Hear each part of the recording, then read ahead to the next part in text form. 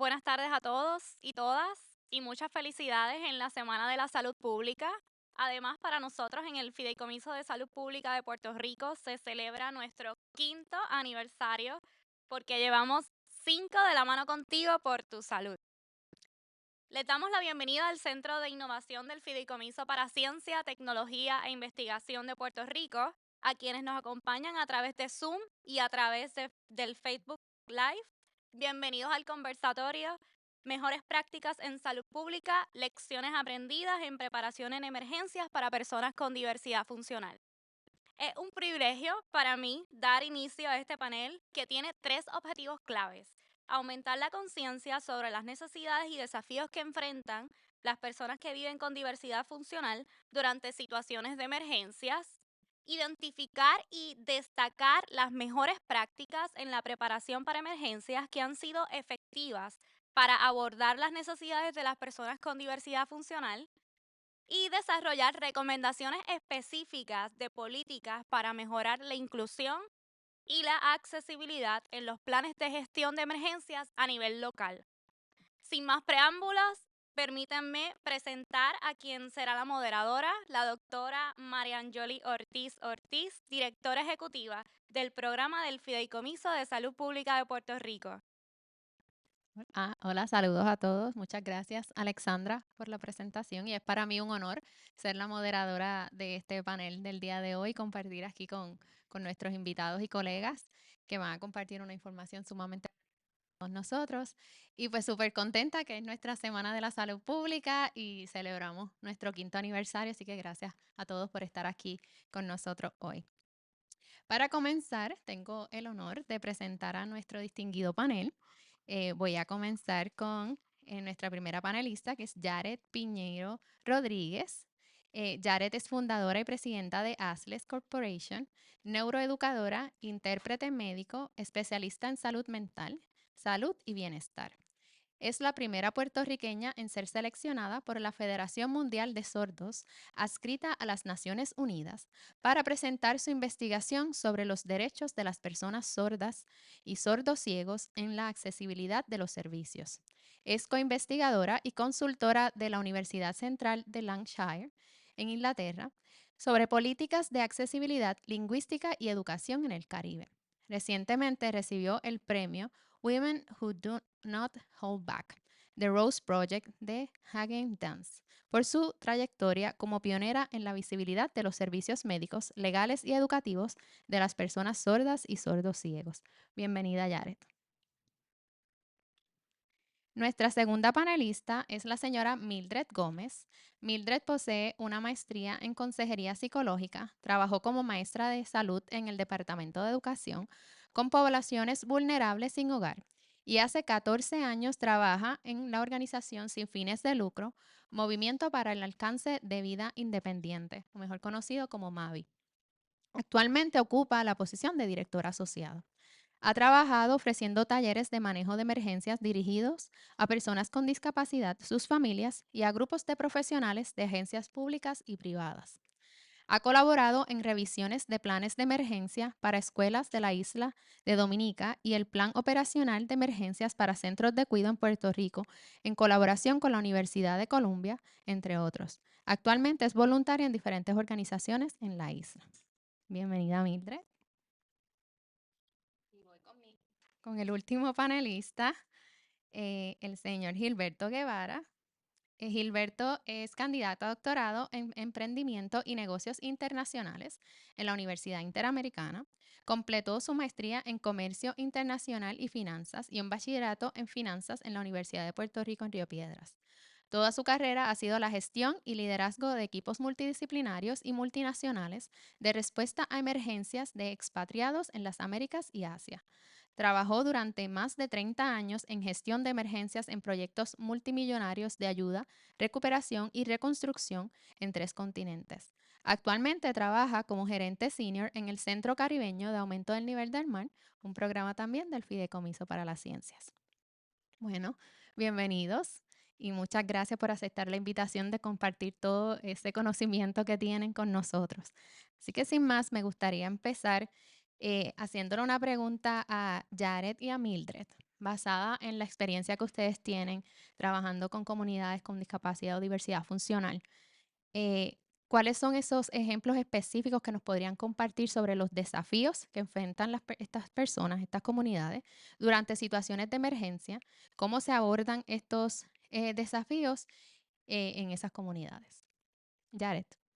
Eh, Voy a estar hablando sobre la comunidad sorda y sordo ciego en Puerto Rico. El último censo que estimó una población de 289.000 personas sordas.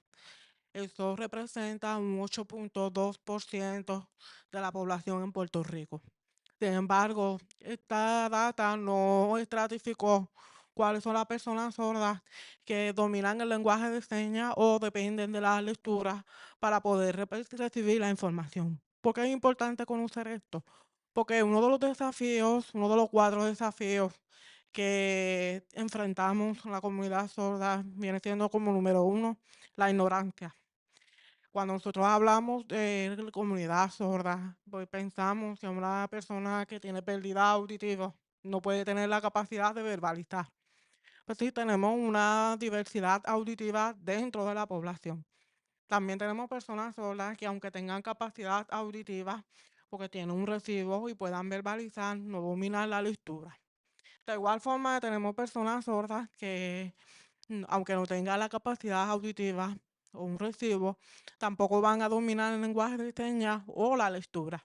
Así que la mejor forma de poder brindarle un servicio a esta persona es conocer cómo yo voy a trabajar con esa persona.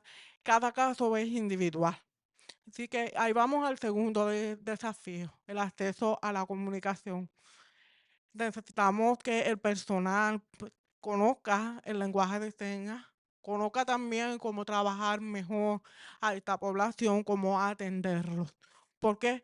Porque a veces cuando ocurre un desastre o una emergencia, la primera persona que tiene de frente no puede atender a esta persona porque no hay una comunicación, o sea, no hay una forma de comunicarnos. Tampoco la tecnología en una emergencia no funciona utilizando un diario para conectar con un intérprete. A veces funciona, a veces no funciona. Así que esta persona sola depende directamente de este empleado de manejo de emergencia o la persona a cargo para atenderlo. Tercer desafío que enfrentamos como comunidad es el apoyo psicoemocional. El apoyo psicoemocional es crucial durante este proceso y durante una emergencia. ¿Por qué? Porque las personas sordas y sordos ciegos sufren de ansiedad y estrés por falta de acceso de información. Tenemos que contar con un personal capacitado en el manejo de las emociones, en el aspecto social y psicológico, y también contar con un grupo de intérpretes cualificados médicos que conozcan sobre el lenguaje de señas en el área de la salud y psicológico. Último desafío que enfrentan las personas sordas viene siendo el momento de desalojo.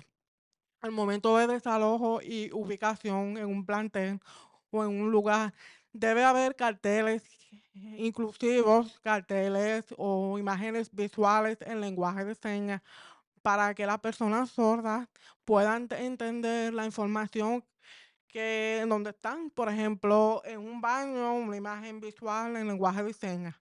También las personas sordos ciegos necesitan la parte táctil, contar con un intérprete que sea eh, táctil, experto táctil, sentado junto a esa persona ciega, sordos ciegos, para que la persona pueda entender.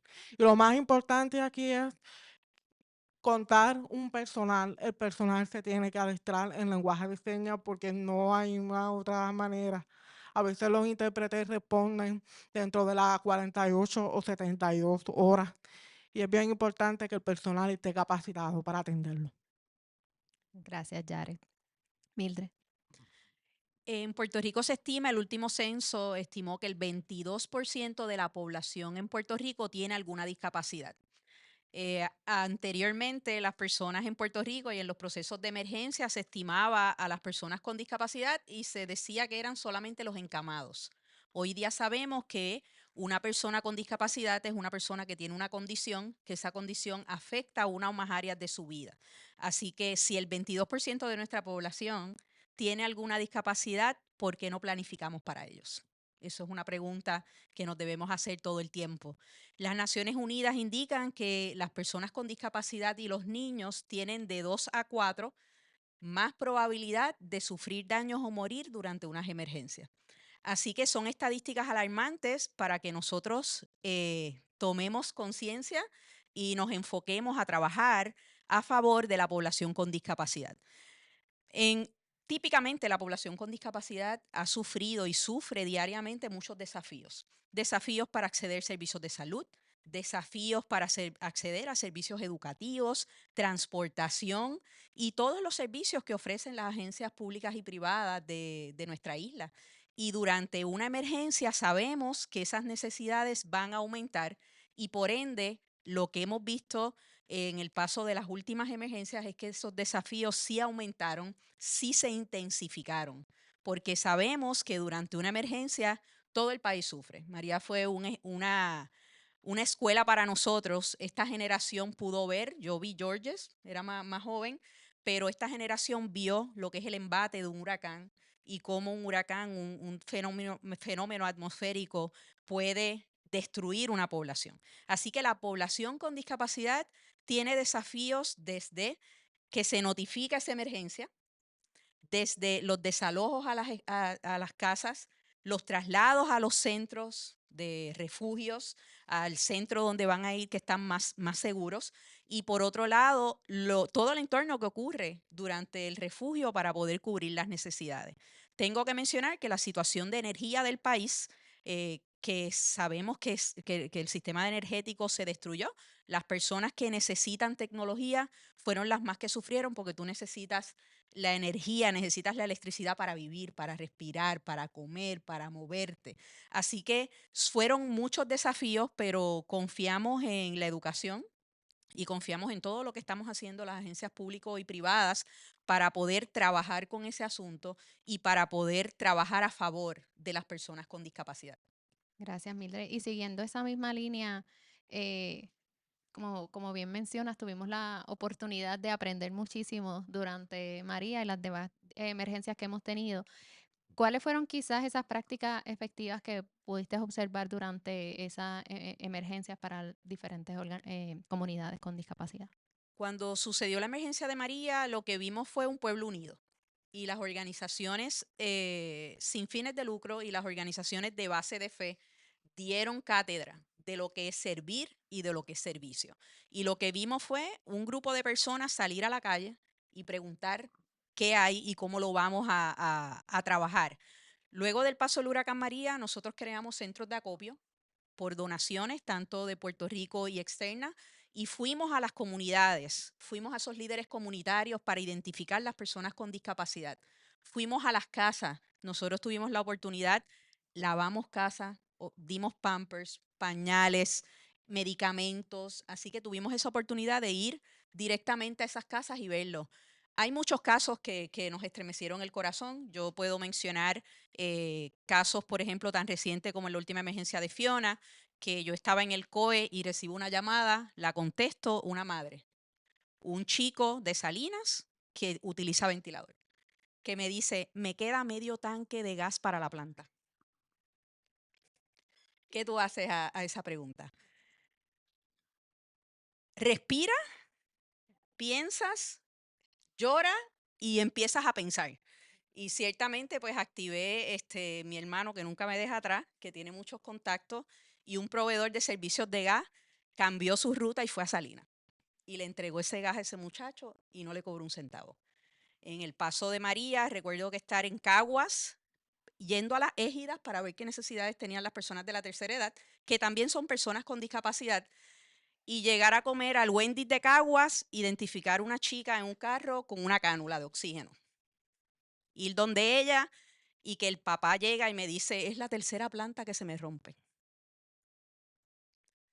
Y la muchacha decir, yo le he dicho que no haga nada por mí. Esas son las historias reales. Que no se siga esforzando, que me deje. Y esa es la realidad de las personas con discapacidad en Puerto Rico. que requieren tecnología, pero que con mucho esfuerzo las organizaciones y el Estado nos hemos unido para poder cubrir esas necesidades de la población. Gracias, Mildred. Definitivamente que son historias que, ¿verdad? Veo cómo te emocionan y nosotros acá nos emocionamos porque creo que de una forma u otra experimentamos o hemos vivido, ¿verdad? Esas situaciones con todas las emergencias que hemos tenido. Así que por eso es tan importante, ¿verdad? Hablar de este tema y resaltar cómo podemos mejorar. Yendo por esa línea, entonces, Gilberto, ¿verdad? Tienes vasta experiencia en la gestión durante emergencias, tanto en preparación como en respuesta. Me gustaría que entonces nos hables un poco de cómo se podrían mejorar estos planes de gestión de emergencia para entonces garantizar la inclusión y la accesibilidad de personas con discapacidad funcional y qué recomendaciones específicas de política pública podría sugerir para abordar estas necesidades de forma más efectiva. Todos conocemos a alguien que tiene una discapacidad o tenemos un familiar. También en estos días lo que se habla mucho es esta palabra resiliencia. Y tengo que decir, porque sobrevivimos al embate de María, sobrevivimos después los otros huracanes que siguieron, todos los terremotos que hubo y la pandemia, seguimos viviendo y seguimos siendo resilientes. Pero la triste historia, si miramos a María, fue que hubo más de 4,000 muertes de personas que no pueden decir eso hoy. Les faltó esa resiliencia. Ahí es donde tenemos que centrar nuestras políticas. La primera política, y en toda mi práctica de manejo de emergencia, es la política que uno hace con su familia, en su entorno, y cómo expande esa política al otro entorno que es su vecindario. Por lo general, los vecinos tienden ya a convertirse en familia. O sea que tenemos que tener esas políticas claras. ¿Cuál es el punto de contacto o el punto de donde nos vamos a reunir la familia cuando un huracán o un desastre cualquiera que sea producido por el hombre o una de los tantos naturales que tenemos nosotros en Puerto Rico nos desbande o nos separe? ¿Cómo nos vamos a reunir nosotros? Vemos montones de historias. Volviendo y un poco a mi parte y al sombrero que siempre hago como educador, tenemos que mirar esto de la política o todo lo que hacemos en 3 fases: antes, durante y después. Voy a dar unos ejemplos puntuales sobre lo que debemos considerar ahora de políticas que debe de trazar el gobierno, porque es el que nos asegura a nosotros la vida y propiedad ante estas emergencias.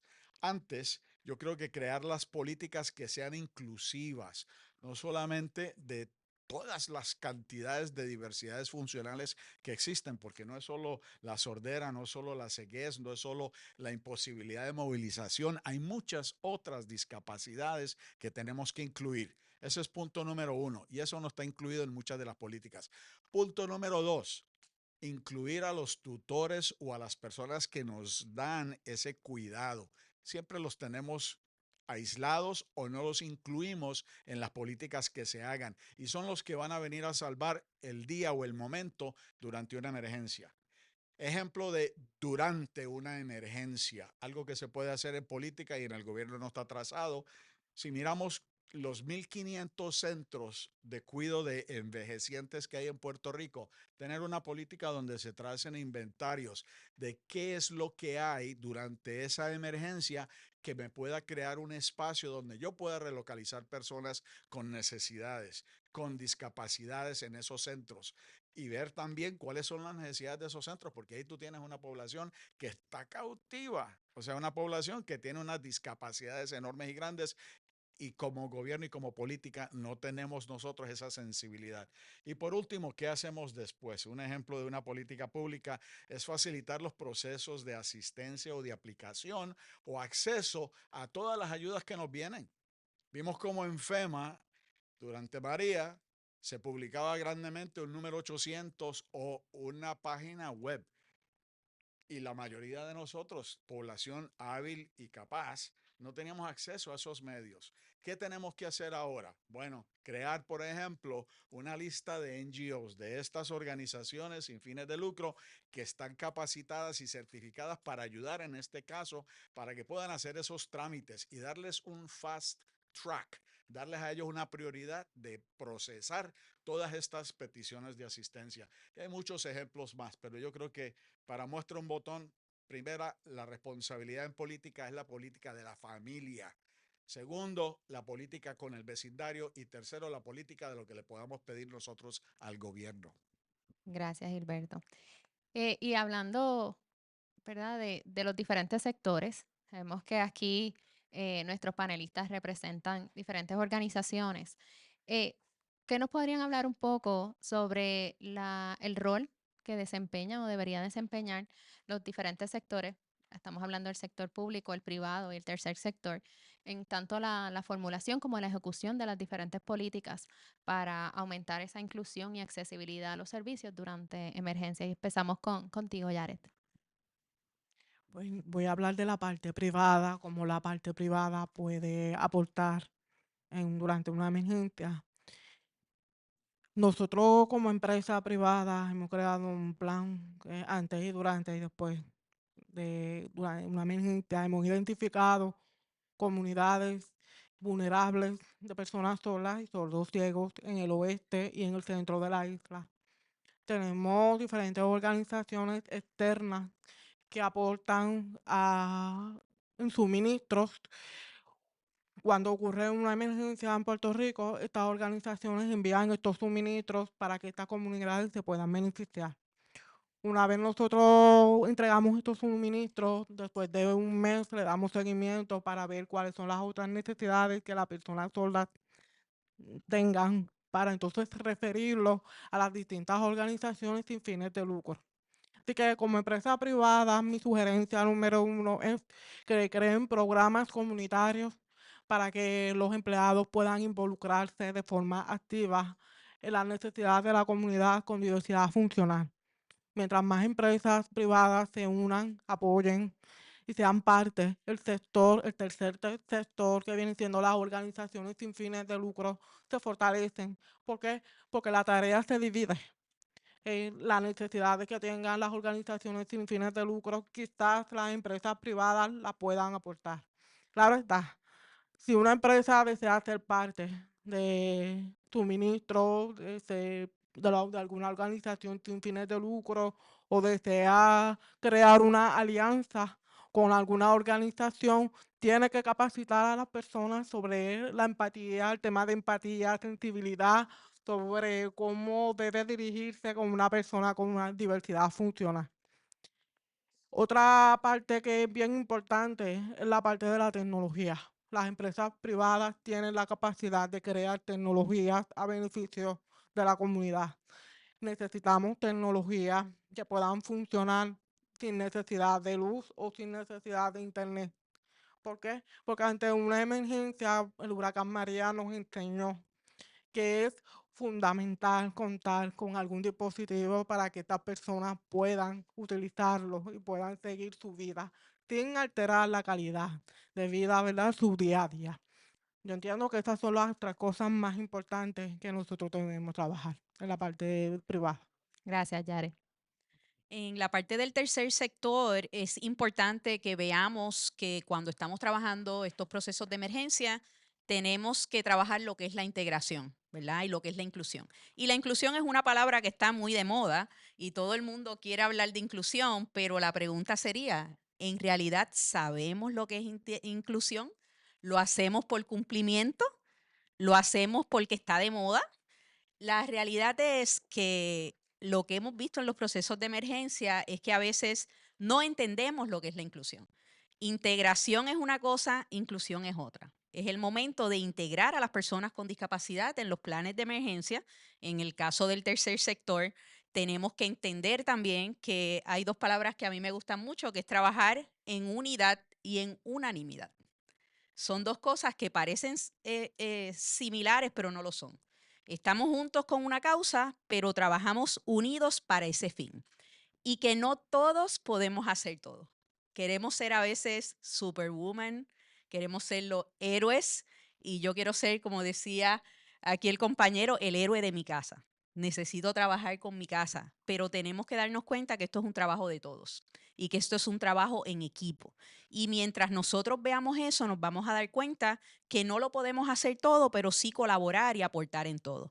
Y pienso que sí, de María hacia acá lo hemos estado haciendo, hemos educado, hemos podido integrarnos con otras organizaciones y lo estamos haciendo para poder trabajar en unidad, no duplicar servicios, que fue algo que vimos en los terremotos, fue algo que vimos en las emergencias, porque el corazón es grande y todos sabemos que en los terremotos vimos el tapón que se formó en Ponce para poder llegar al área oeste, porque justamente todo el mundo quiso bajar a entregar cosas, víveres, comida, y de repente decía, ahora tú bajas para el oeste porque es que hay sendo tapón. Y quizás algunos de nosotros estuvimos en ese tapón unas cuantas horas buscando por dónde irnos para llegar más rápido.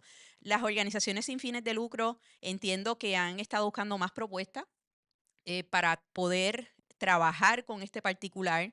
Hemos estado educándonos, pero tenemos que tener la visión de que siempre hay espacio para mejorar. Pienso que eso es algo bien importante. Tenemos que aprender que siempre hay un espacio para aprender, siempre hay un espacio para mejorar. Todas las emergencias son diferentes.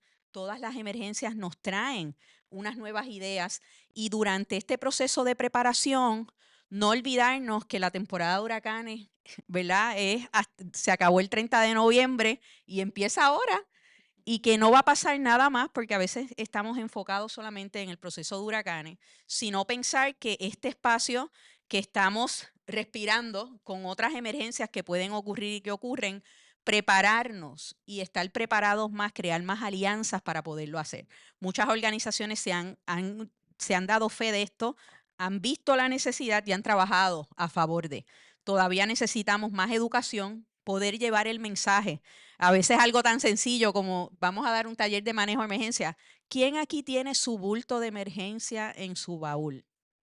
De los que están aquí en vivo. 2 personas. Yo, 3.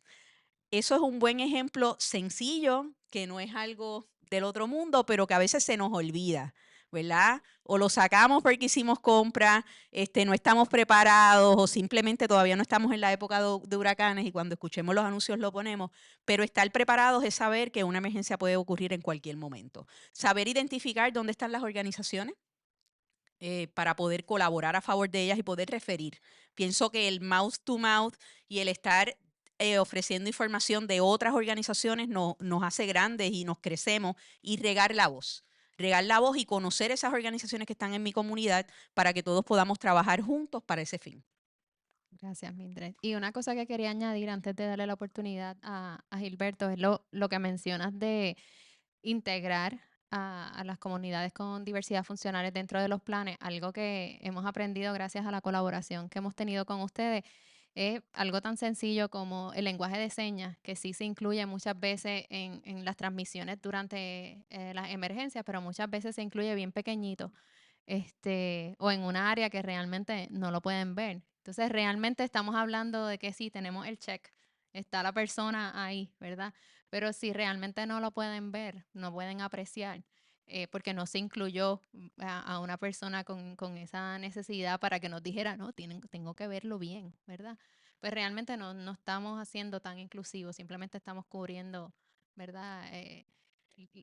Nada, decimos que lo hacemos, pero realmente no lo estamos haciendo como se supone. Así que La improvisación, a veces los puertorriqueños lo resolvemos. Usted no se preocupe que lo resolvemos.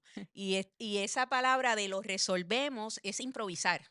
Y dentro de la improvisación puede costar vidas.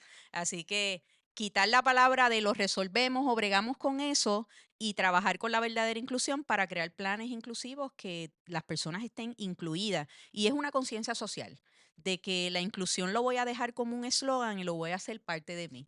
Y automáticamente tengo una reunión, convoco un grupo de personas y automáticamente digo, intérprete, Exacto. porque si llega un sordo, no me tienen que pedir un acomodo razonable, sino yo tener esa conciencia de integrar esta población. No hay ascensor, pues mira, no lo podemos hacer en el segundo piso porque si llega alguien en silla de ruedas o con problemas de movilidad. Es tener esa conciencia de que puede ocurrir y trabajar todos los aspectos dirigidos a esa misma visión. Eso es así. Gilberto. En esa misma línea, ¿no? Decía yo algo de política y que la política empieza en casa.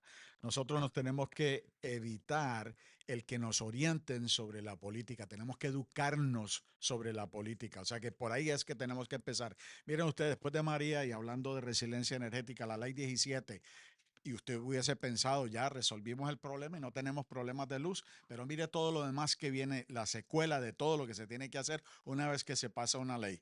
Pasan reglamentaciones, se crean agencias, se tiene que asignar presupuestos y si desconocemos ese proceso, vamos a estar siempre fuera y marginados. Por eso tenemos que empoderarnos de todas estas cosas.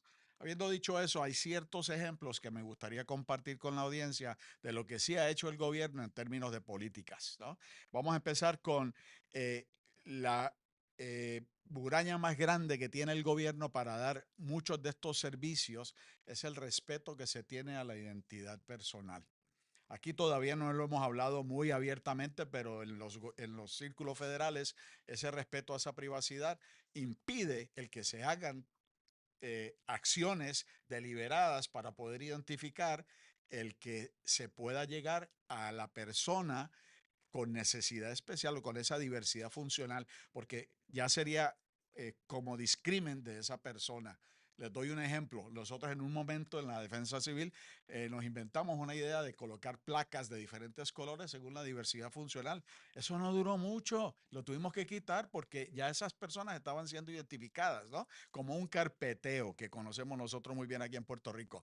Pues miremos la opción. ¿Cuál es la opción? Tal vez ahora y con la tecnología que habla Jared, excelente, y estamos en el hogar de la tecnología, en el Fideicomiso de Ciencia y Tecnología, crear RFIDs, Radio Frequency Identification Cards, que eso es totalmente neutral, nadie lo sabe, como ustedes cuando pasan en las tiendas y salen con algún artículo que no hayan pagado, que empiezan a sonar las alarmas, eso se puede traquear y eso se puede utilizar. Eso es un ejemplo, respetando la privacidad de la persona. Segundo ejemplo de lo algo práctico que ha hecho el gobierno es después de María, reconocer el trabajo de las comunidades y crear estos centros de resiliencia. Tenemos que seguir fortaleciendo esos centros de resiliencia para que puedan ser ese enlace de la comunidad que le hace falta la diversidad funcional.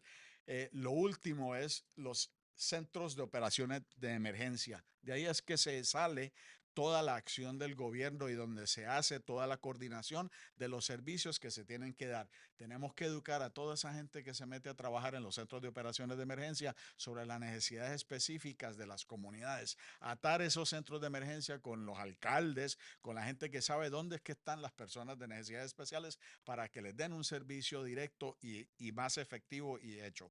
Y como último, los telcos, compañías de telecomunicación, pueden hacer como los Amber Alerts, algo específico para las diferentes diversidades funcionales. Gracias. Eh, Me gustaría entonces, Jared y Mildred, ¿verdad? Hemos hablado de cómo se deben integrar organizaciones y grupos en el desarrollo de este tipo de planes. Ustedes representando organizaciones, ¿verdad? Que trabajan directamente con grupos con discapacidad o diversidad funcional.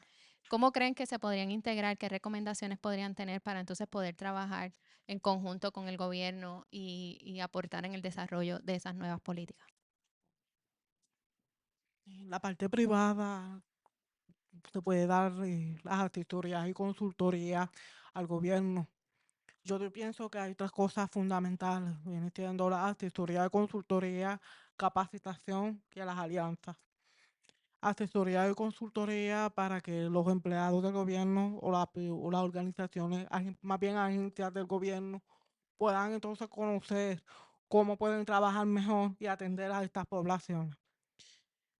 Claro está, el problema que es la dificultad, vamos a decirlo así, que tiene el gobierno es que todavía no han identificado un plan adecuado para trabajar con estas comunidades, con estas poblaciones con diversidad funcional. Pues ahí entra el sector, el tercer sector y también la área privada dedicada específicamente a impactar a estas comunidades de personas sordas y personas con diversidad funcional. Así que es bien importante que el gobierno cuente con una organización que asesore cómo debe atender a estas comunidades, cuáles van a ser las mejores prácticas para poder implementar el mejor plan de emergencia adecuado. Porque todavía nosotros, por lo menos puedo hablarle como comunidad sorda, como líder sordo, como persona sorda, todavía no ha habido un plan exitoso que ha sido implementado, por ejemplo, en caso de un maremoto.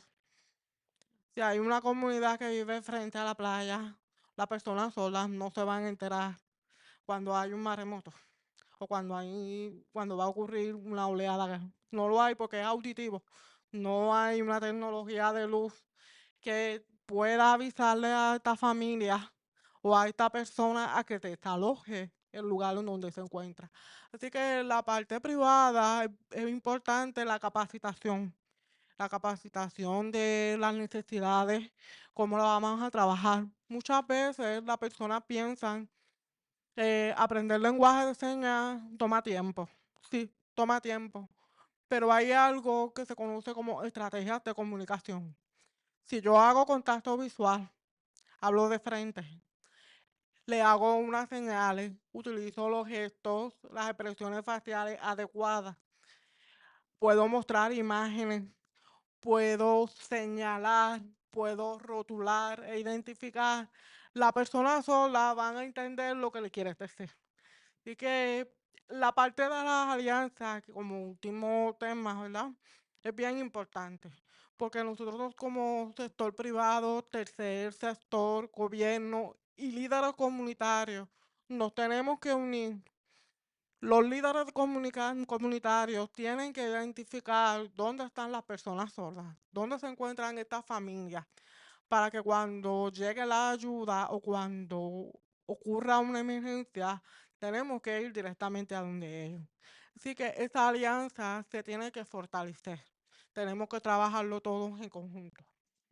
Gracias, Jared. Y me gustaría coger un minuto adicional y preguntarte, o si nos puedes compartir, en otras conversaciones que hemos tenido, me has compartido de situaciones que han pasado, como por ejemplo que durante María había una comunidad que no sabía.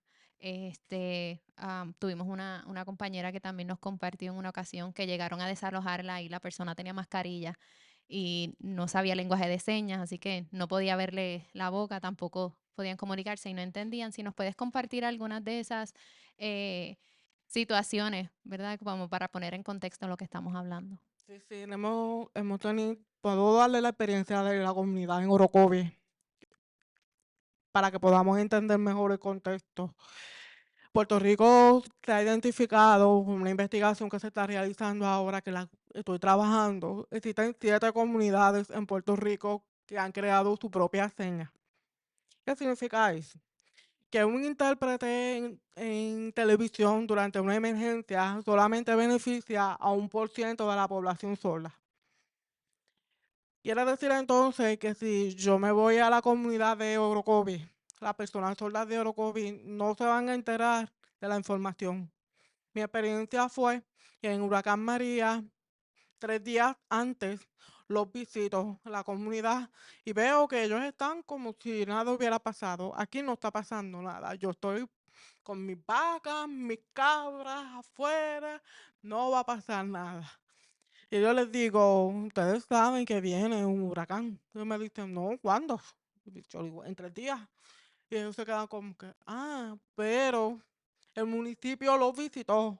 Pero como no había un personal capacitado para atender a la comunidad, se fueron y los dejaron. Así que nos dimos a la tarea, en el grupo, en el equipo, de ir al municipio, localizar un plantel escolar para ubicarlos y luego entonces cuando pasó el huracán visitamos nuevamente el plantel, ya ellos habían regresado a su comunidad y ellos estaban construyendo nuevamente su casita. Y eso, como esa historia, miles. Todavía hoy en día ellos tienen casas en toldo azul, sus techos no han sido reparados. ¿Por qué? Por la barrera de la comunicación. No es es un poco complicado para los oyentes entender la importancia de contratar un intérprete o de capacitarse y atender a esta comunidad. Gracias, Jared, por compartir. Mildred, ¿tienes algo que añadir, verdad? De cómo se pueden hacer. Sí, hemos visto, me gusta mucho algo que dice cordón de 3 dobleces no se rompe pronto. Y aquí hay un cordón de 3 dobleces. El gobierno, las agencias privadas y las organizaciones sin fines de lucro. Esto es un trabajo en equipo. Usted no pone una hamaca en un cordón de pasteles, ¿verdad? Y tampoco va a coger el pastel y lo va a enredar en el cordón donde usted va a enganchar su hamaca. Así que las organizaciones hemos trabajado fuertemente para poder educar.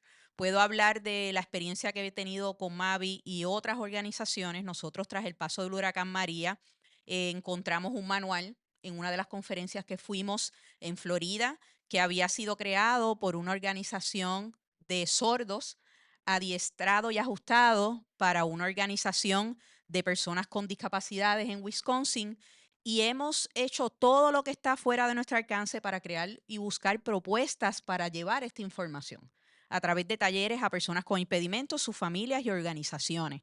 Hemos tenido propuestas con Cruz Roja y acercamientos con Christopher and Dana Reeve Foundation, organizaciones privadas como pudo ser ASC y Liberty, y todo esto ha sido un trabajo en equipo. Por otro lado, tengo que decir que se han creado muchas alianzas, lo que son los Core Advisory Groups, que fueron grupos de trabajo de personas con discapacidad que son de la comunidad, que integra agencias públicas, privadas y personas con discapacidad. Tenemos CACs alrededor de toda la isla y tenemos un steering committee para poder trabajar, y hemos estado trabajando incansablemente, no hemos parado desde el María para poder trabajar y educar. Con relación a PREMA, hemos logrado unas alianzas significativas y las personas de PREMA, tanto a nivel municipal como estatal, se han educado con relación a la discapacidad. Ellos son los expertos en manejo de emergencia, nosotros los expertos en discapacidad, y hemos trabajado en equipo para que esto sea un two-way traffic. Ellos adiestrarnos y nosotros adiestrarnos. En las comunidades, PREMA desarrolló lo que son los community hubs, así que muchas ONG y muchas iglesias hoy día tienen la capacidad de almacenamiento, donde a través de colaboración con PREMA y FEMA, si usted tiene las facilidades apropiadas, hay iglesias donde hay almacenamientos para que en una emergencia no tengamos que ir a un lugar lejano, sino que las iglesias puedan distribuir a las comunidades. Los Long Term Recovery Groups también, que son de FEMA, y también hay Long Term Recovery Groups locales, la integración de Cruz Roja. El Departamento de Salud tiene el programa de la lista de niños que requieren asistencia tecnológica y electricidad, así que hay una lista que ya se está creando en el Departamento de Salud, y todas estas alianzas se dieron por la necesidad y porque no nos hemos detenido desde el paso del huracán María, y hemos trabajado porque sabemos que esta situación puede volver a ocurrir. Así que pienso que sí, que hemos hecho, nos falta, tenemos que seguir educándonos, no pensemos que ya lo hicimos todo, así que siempre aspirando a ser mejores servidores para la población que nos necesita. Gracias, Mildred. Y ya para ir cerrando un poco, ¿verdad?, nuestro panel y pasar a tomar algunas preguntas del público, me gustaría que nos hablen quizás de qué recomendaciones prácticas podríamos tener para entonces empezar, quizás cosas que podamos hacer a corto plazo para nosotros poder mejorar el acceso. Así que empiezo con Y doy Berta. una para darle más espacio a las compañeras que han venido trabajando muy directamente con esta comunidad. Cuando nosotros vamos de viaje, vamos a la farmacia, si tenemos una dependencia de medicamentos para nuestra salud, le mostramos el tiquete y la farmacia por ley está obligada a expedirnos los medicamentos que nosotros requiramos durante el tiempo que estamos de viaje. Eso es de viaje y estamos de ocio. Cuando vemos un huracán o cuando vemos otra tormenta que se nos avecina, ¿por qué no hacemos eso mismo si somos discapacidades y tenemos esas necesidades de esas medicinas? O sea que es preparación personal. Yo vuelvo, todo este conversatorio de cómo podemos engranar al gobierno, cómo podemos engranar a las organizaciones sin fines de lucro, empieza con nosotros mismos, teniendo conciencia de cuáles son nuestras necesidades. Miremos esas cosas que tenemos que tener para entonces empezar a tomar esas acciones inmediatamente. Los diabéticos es otro caso en punta. Les digo, durante María, y lo recordarán ustedes muy bien, aquí no había forma de comprar nada. Si tuviera usted las tarjetas de crédito más cargadas del mundo, pues no había transmisiones, no habían esas cuestiones. Se hizo un arreglo con muchas de las cooperativas locales que a forma de, y en forma de honra, un sistema de honor, le daban a la gente los $300 en las primeras 3 semanas de que empezó el huracán. Ese mismo arreglo se tiene que empezar a hacer con las organizaciones sin fines de lucro y con muchos de los supermercados para las necesidades específicas de estas comunidades. Gracias, Gilberto. Jared. Una sugerencia, un plan de emergencia adaptado. Un plan de emergencia adaptado en lenguaje de señas, en sistema Braille para personas ciegas, imágenes visuales, etcétera. Todos los medios importantes o todos los medios que yo pueda utilizar para que la persona con diversidad funcional puedan entender el mensaje, hay que usarlo. ¿eh? Lo otro que también yo te recomiendo es crear un banco de recursos o un banco de personal que conozcan sobre cómo trabajar con la persona con diversidad funcional. Por ejemplo, si yo soy maestra, trabajo en la escuela y mi escuela va a ser refugio, pues esta maestra conoce el lenguaje de señas o esta maestra sabe cómo trabajar con personas ciegas, pues entonces la voy a añadir dentro de mi banco de recursos. Eso es un ejemplo. Esa es mi idea de esta hora. Humilde. Nada sobre nosotros sin nosotros. Eso sería lo que yo le dijera a todos ustedes. No podemos trabajar para la población con discapacidad sin incluir a la población con discapacidad. El experto de lo que necesita es la persona. Así que a todas esas personas que tienen experiencia, que tienen los ánimos, que son los que dirigen las agencias, dirigen las organizaciones, que tienen el expertise en el área de manejo de emergencia, vamos a traer a las personas con discapacidad a la mesa de trabajo. Vamos a preguntarle, no es que nosotros como personas con discapacidad queremos sustituirlos, queremos hacer su trabajo, es que no miramos las cosas de la misma manera hasta que nosotros no estamos en el área de discapacidad. Otra recomendación que pudiera traer, me gusta mucho, la persona tiene que tener una preparación familiar e individual. No hay manera de que el gobierno pueda atender las necesidades de todo el mundo. Usted tiene que conocer su discapacidad, conocer y educarse sobre su discapacidad y prepararse para cualquier evento por su discapacidad.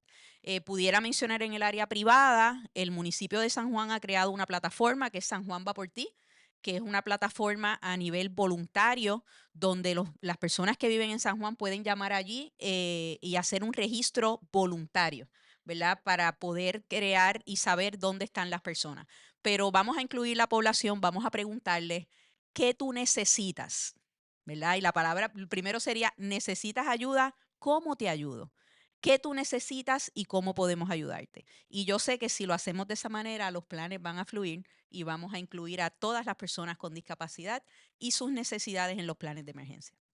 Gracias, Mildred. Así que ahora me gustaría ir a la audiencia y ver si tienen algunas preguntas para nuestro panel. Aquí hay una pregunta. Vamos a empezar primero por los que están aquí presenciales y luego vamos a tomar algunas preguntas de las personas virtuales.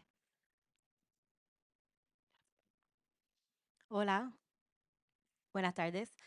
Yo quería preguntarle al panel, me gustó mucho lo que dijeron, Gilberto habló, ¿verdad? En caso de emergencia, de esas fases previas, durante y después. Yo soy una mujer con discapacidad, tengo dificultades de movimiento y recuerdo cuando pasaron los terremotos, pues yo estaba bien preocupada porque en ese momento yo trabajaba en un edificio bien alto. Y no había un plan de emergencia claro de qué hacer con las personas con dificultad de movimiento en caso de un terremoto, ¿verdad? Entonces, ¿cómo nosotros las personas con discapacidad podemos ayudar a llevar ese mensaje, ¿verdad? Sabemos que todas las vidas son valiosas, pero a veces nos sentimos que no nos están tomando en cuenta en estos momentos de emergencia.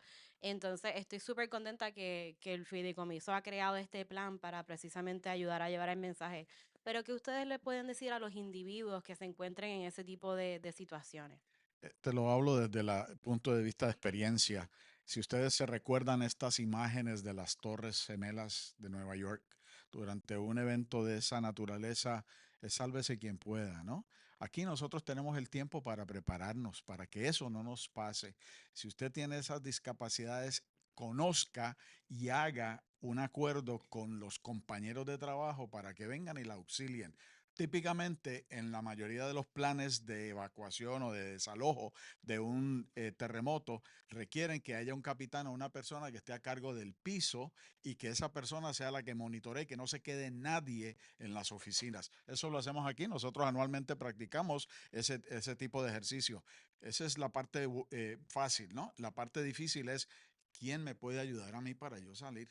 O sea que esa es mi recomendación. Búscate tú donde tú trabajes, inclusive en tu mismo hogar, aquella persona que va a estar pendiente a ayudar y a poder lograr que tú llegues a un área segura.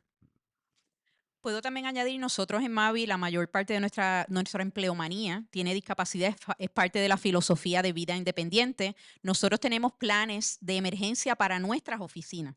Y lo que hacemos es que hemos hecho un comité para que poder cubrir todas las áreas, ¿verdad? Con relación a eso. Usted tiene el derecho a preguntarle a su supervisor, mira, ¿cuál es el plan de emergencia que hay aquí? Porque todos los edificios usted sabe que usted pasa y usted ve el mapita, la ruta de desalojo. La ruta de desalojo no es un simplemente mapa, tiene que haber un documento, como bien menciona Gilberto, sobre el plan que hay en esa oficina. En el caso de las personas que tienen movilidad reducida, utilizan equipos asistivos o silla de ruedas, existen las sillas de desalojo. Las sillas de desalojo salvan vidas. Escuché una historia de las Torres Gemelas donde una persona se salvó porque utilizaba una silla de ruedas, pero había una silla de desalojo. Las sillas de desalojo hay de diferentes marcas, modelos, debe haber una en cada piso y debe haber personal entrenado y saber cómo se utilizan las sillas de desalojo. Es una silla que puede bajar por una escalera y salvar las vidas de todas las personas. Si su oficina donde trabaja necesita más recomendación para crear un plan de emergencia inclusivo, nos puede llamar y con mucho gusto podemos aportar algunas prácticas que hacemos. Por ejemplo, a nosotros nos pasó también la importancia de practicar.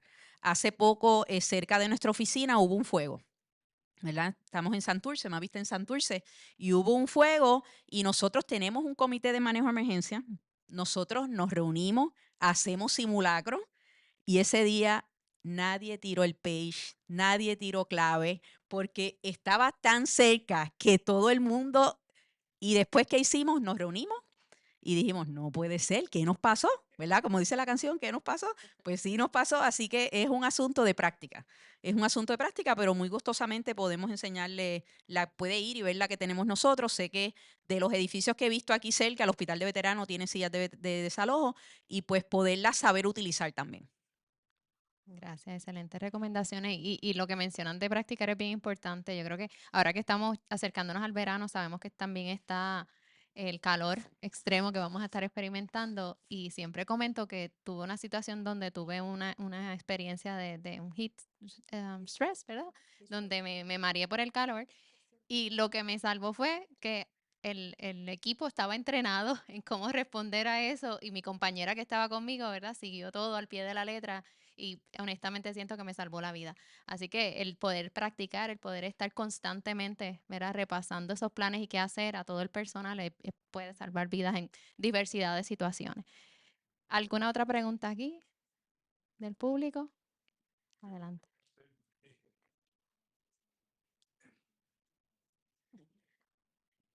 Si puede usar el micrófono, perdón, doctor, porque es que para las que están virtuales. Gracias. Oyéndolo a ustedes, primero felicitarlos porque todavía este tema, aunque lo discutamos hoy, mañana es nuevo, pasado mañana va a seguir siendo nuevo y tenemos que estar todos los días con esta machaca. O sea, esto no se acaba. Yo llevo 32 años haciendo esto. Cuando yo llego a Puerto Rico, lo primero que observo es que nadie se tomaba en serio los planes de emergencia. Yo soy emergenciólogo con preparación post en desastre, medicina de desastre. Así que uno de los estudios que yo pude evaluar en el 1989 decía que el lenguaje fue hecho en la ciudad de Nueva York, en Mount Sinai, ponía el lenguaje como barrera para retrasar el tratamiento efectivo a un paciente que llegaba a sala de emergencia. Eso desencadenó una serie de estudios después e intervenciones. Resultado final, cuando yo llego a Puerto Rico, veo que los sordos, la población sorda, yo soy el director médico en la ciudad de Bayamón desde entonces, habían 7.000 sordos en aquel momento en Bayamón, registrados. Nos damos a la tarea entonces a hacer un contacto y viendo la barrera del lenguaje, nos dimos a la tarea de que todas las oficinas en el municipio de Bayamón tenían que tener una persona entrenada en lenguaje de señas. Y ese proyecto se ha seguido. Si usted va al municipio de Bayamón, en cada oficina hay una persona que sabe de esto. Todas las actividades que nosotros realizamos de público en general, hay personas debidamente educadas en lenguaje de señas. Tan reciente como el COVID. O sea, mencionó el uso de mascarilla. En COVID todos teníamos mascarilla. Cuando estábamos vacunando, desde que formamos el plan de trabajo de COVID, teníamos esa conciencia hacia ese ciudadano con impedimento auditivo. Así que siempre estuvo con nosotros.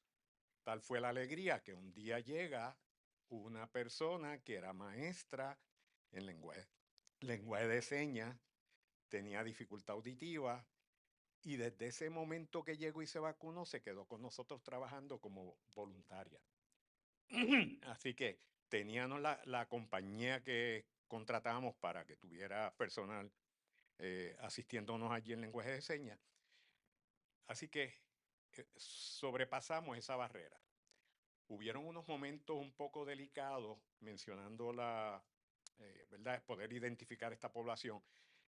Recordemos, los que no hayan bregado con este tipo de población, que son unas personas bien introvertidas y muchas veces les cuesta abrirse.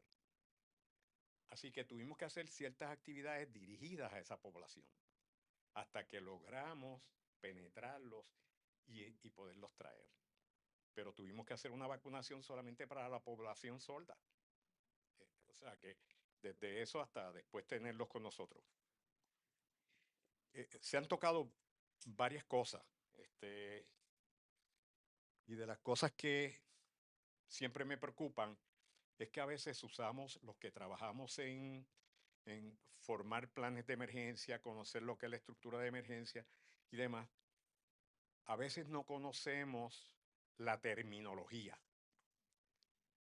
Y me preocupa porque, sobre todo después de María, todo el mundo empezó a hablar de resiliencia. Y yo casi en plan de broma, en algunos foros, llegué a preguntarle a una persona, ¿qué es resiliencia? Y entonces cogías 10 personas y los 10 te daban una definición distinta.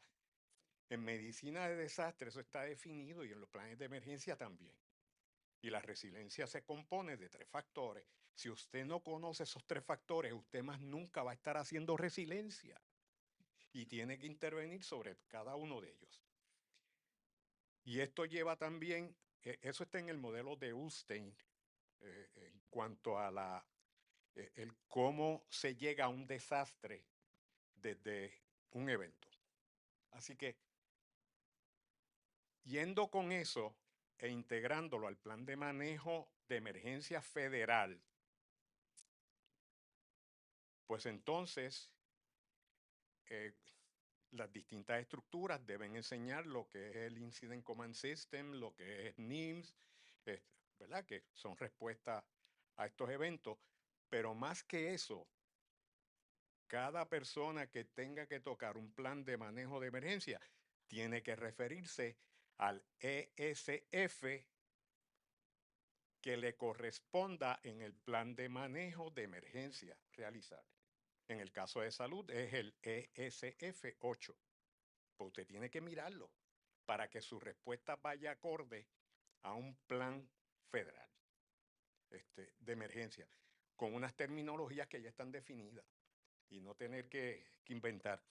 Doctor, tenemos una pregunta online que nos pregunta si la iniciativa sigue vigente en Bayamón. Sí, sí. Si usted va a la Casa Alcaldía de Bayamón, por ejemplo, en el plan de manejo de emergencia, en el 1990 cuando se hizo ese plan, si usted mira el piso de todos los pisos de la Casa Alcaldía, va a haber una flechita que son fluorescentes. Cada oficina tiene la estructura de cómo responder a distintas emergencias. Cada oficina. Y en cada oficina usted va a ver una persona que está a cargo de un megáfono, que está a cargo de unas linternas, porque tenemos que tener señales auditivas y visuales. Y el piso está marcado porque es la ruta de desalojo. Si usted sale de esta oficina, abre la puerta, va a ver una flecha y le va a decir corra para allá o corra para el otro lado, dependiendo cuál sea el evento. Porque miramos los planes de emergencia, yo los miro siempre que entro a un edificio. Y entonces me dice, la ruta de desalojo es esta. Y digo, sí, y si el fuego es ahí, voy a salir por ahí. O sea, Sí. así que no es solamente tener un plan para cubrir con una ley que es obsoleta de esta es la ruta de salida. No. Desgraciadamente, nos toca a cada uno de nosotros trabajar nuestra área para ver si de alguna forma vamos creciendo en Puerto Rico y llenamos ese espacio. Me llama la atención lo que mencionó de San Juan. El doctor Class, que es el director médico de San Juan, muy amigo mío, cuando llega, observa algo que nosotros tenemos en Bayamón desde el 1992, que es un registro de personas que en aquel momento le llamamos con impedimentos, pero es un registro voluntario. Así que ahí tenemos registrado de forma voluntaria todos los que tienen ventiladores en la casa. Les puedo decir que al día de hoy yo tengo 7 pacientes con ventiladores mecánicos en las casas. 7. Les puedo hablar de toda la población audioimpedida que está en ese registro de forma voluntaria. ¿Ok? ¿Por qué? Porque el plan de manejo de emergencia de nosotros tiene que ver eso y poder tener una respuesta para eso. Yo no puedo llevar personas con impedimento visual o auditivo a un refugio y olvidarme de tener una persona allí que me sirva de intérprete. Porque hay unas normas que hay que seguir, hay un registro. Cuando usted entra a un refugio, no es que cogió una sábana, un cuatre y se fue a dormir allí, tiene que haber un refugio. Yo tengo que saber qué enfermedades usted padece, porque si se me agudiza alguna de ellas, tengo que tenerlas allí. Sí. Pero de igual forma la ciudad tiene un plan de manejo de emergencia que nos resultó muy bien y el que lo quiera seguir, pues adelante. Pero sabíamos que venía María, sabíamos la intensidad de María. Así que coordinamos previamente con farmacias en algún sitio de una cadena muy famosa en Puerto Rico y le pedimos que hiciera los arreglos para que estuviera abierta. Que tan pronto pasara el huracán se asegurara de tenerme abierta esa farmacia. Porque yo sé que hay diabéticos, que hay hipertensos que iban a perder todo. Así que, condición que ellos no pusieron, no tenemos energía eléctrica para la iluminación y seguridad. Así que eso se les suplió por parte del gobierno municipal y ellos pudieron seguir operando. Sí. Gracias, Así que doctor, por son una serie de tu recomendación. actividades que hay que pensarlas antes para llevarlas a nuestro plan de emergencia y poder tener algo más fuerte, ¿verdad? Porque es la responsabilidad de nosotros ante la Claro. ciudadanía. Gracias. Estamos un poquito pasados de tiempo, pero me gustaría darle la oportunidad a una persona de online, ¿verdad? Quiero agradecer y reconocer que tenemos varios participantes que nos están viendo a través de Facebook y en Zoom. Y tenemos a Gladys Rivera que nos pregunta, ¿verdad? Que en varias comunidades de Puerto Rico existen consejos de seguridad en colaboración con la policía. ¿Cómo pueden educar a los concejales y llevar la primera ayuda a la comunidad? En ese caso, le digo a la dama que nosotros hemos adiestrado, en el caso de mi comunidad, yo soy parte de la junta comunitaria, ¿verdad? Recreativa, junta recreativa de mi comunidad, junto con el municipio, etcétera. Y Llevé el mensaje a esa junta de la necesidad de trabajar y de educarnos en manejo de emergencia y parte de la comunidad tomó el CERT y se certificaron. Le hemos llevado talleres, le hemos llevado capacitaciones y yo sé que si esa persona llama a su municipio a manejo de emergencia municipal, sé que le van a poder dar alternativas de capacitación a la comunidad. Así que a Gladys le digo, llama al municipio, llame a manejo de emergencia municipal para que ellos le puedan brindar recursos de ir a su comunidad y educar la comunidad. Y es, Para los que no sepan, y perdona la intervención, CERT, eso ahí me iba a Community preguntar. Emergency Response Teams. Exacto. Y en ese caso, el CERT lo pueden tener acceso a tomar estos cursos a través de manejo de emergencia. Pues el CERT es un proceso que no es un taller, es un proceso larguito de capacitación, pero la intención de ellos es darlo a las comunidades porque mientras más personas sean adiestradas, más personas saben cómo responder a las emergencias. Allí con el manejo de emergencia municipal le pueden dar desde capacitaciones de un taller hasta coordinar para que puedan tomar el CERT. Bueno, ¿hay alguna otra pregunta? ¿Algún comentario final? Les quiero agradecer nuevamente por haber aceptado nuestra invitación, compartir todas sus experiencias y conocimientos con nosotros. Como bien he mencionado, esto es un tema sumamente importante y si nosotros realmente queremos hablar de equidad en salud, tenemos que trabajar, ¿verdad?, con ser inclusivos y no solamente para marcar ese check de que estamos siendo inclusivos, sino verdaderamente integrarnos con nuestras diversas comunidades. Así que les agradecemos el que estén aquí, el que se hayan conectado. Esto es parte de nuestro compromiso. Así que también a los que están aquí presentes les invito a que se queden con nosotros y se coman un pedacito de bizcocho que tenemos celebrando nuestro 5º aniversario, que estamos súper contentos. Gracias. Así que, Moisés, 5 de la mano contigo por tu salud. Así que, por favor, ¿verdad?